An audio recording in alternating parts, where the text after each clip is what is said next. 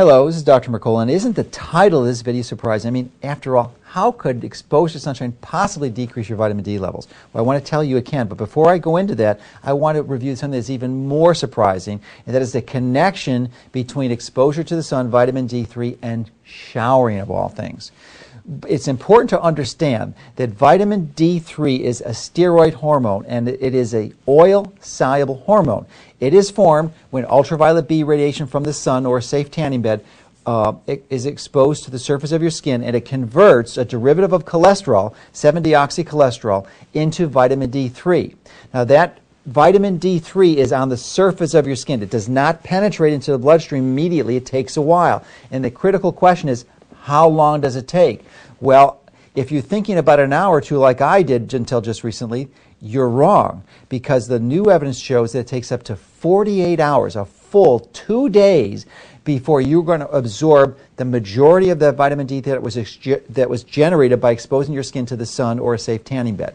So if you are showering with soap, you are going to be eliminating the vitamin D3 and decreasing the amounts and of the vitamin D3 and the benefit it's going to provide. So the key is that if you are going to shower after exposing your skin to ultraviolet B wavelengths, then you need to delay washing with soap for about 2 full days. Now that doesn't mean that your whole body. Now typically what you can avoid washing your whole body, you can wash under your armpits and in your groin, because those are the areas that need to be washed.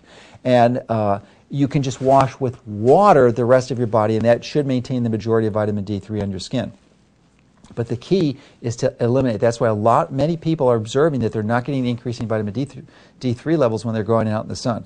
Key point. It's also important to avoid showering for a number of other reasons, because most, or at least limit the amount of time you're spending in the shower for a number of reasons, because most of us shower in municipal water supplies, which are loaded with chlorine and fluoride. And chlorine by itself isn't a major issue. It still should be avoided, but the major problem is that the chlorine combines with organic material in the water, forms disinfection byproducts, DPBs for short, like trihalomethanes and indolacetic acids, and these are very toxic. Some people believe, and investigators, up to 10,000, 100,000 times more toxic than chlorine, and they could lead to cancers and a number of other diseases that you don't want. So that's why you really want to limit your exposure to showers, because unless you're getting showering in a water supply from a well, they're going to be loaded with these disinfection byproducts.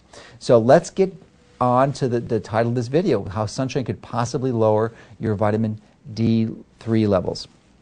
Let me tell you how it does that. But before we go into it, it's important to make a distinction here that, as I mentioned earlier, we form vitamin D3 by when the UVB interacts with the 7-deoxycholesterol in our skin. There are two primary forms of ultraviolet radiation that we need to know about, and that is UVA and UVB.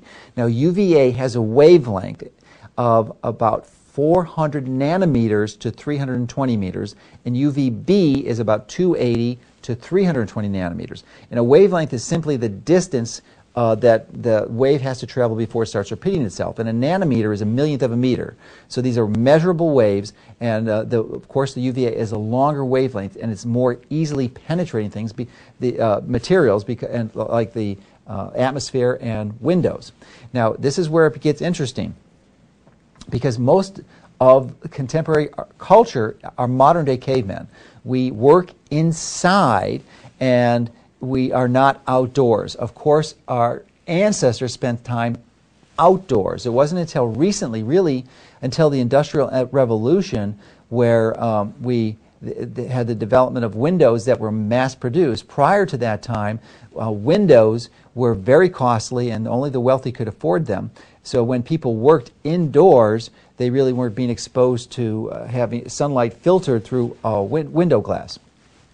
The key point here is that window glass will effectively filter out the majority of ultraviolet B radiation, and it minimally filters out ultraviolet A. Now what's the significance of that? Well, the key here is that ultraviolet A radiation, when it shines on your skin, does not make vitamin D. It makes an anti-vitamin D, and that it essentially, that's just a joke, of course, but the ultraviolet A destroys vitamin D. It actually destroys the vitamin D in your blood. So in some ways this is good because it keeps things in balance, and it's one of the mechanisms, the protective mechanisms your body has from overdosing of vitamin D when you're outside, because the ultraviolet A balances it out and it will keep your vitamin D levels from rising too high. But when you get sunlight through windows in your office, your home, or your car, you're going to get the ultraviolet A, you're not going to get the ultraviolet B, and the ultraviolet B is what makes the vitamin D. And ultraviolet A radiation not only destroys vitamin D, but it also increases oxidative stress. It is one of the primary reasons why we have skin cancers, and it increases photoaging of the skin. It also is what causes the tan. You can get vitamin D without any tan because the wavelengths of from 320 to 280 do not stimulate the melanin pigments to produce a tan. Normally, of course, when we get it from the sun, we're going to get both, so it's not a problem. But the key here is that when you are indoors, you are exposing your skin to sunlight filtered through window glass, that you are increasing your risk of a variety of conditions, primarily increasing the risk of skin cancers, because you are destroying your vitamin D3 levels and not increasing vitamin D at all.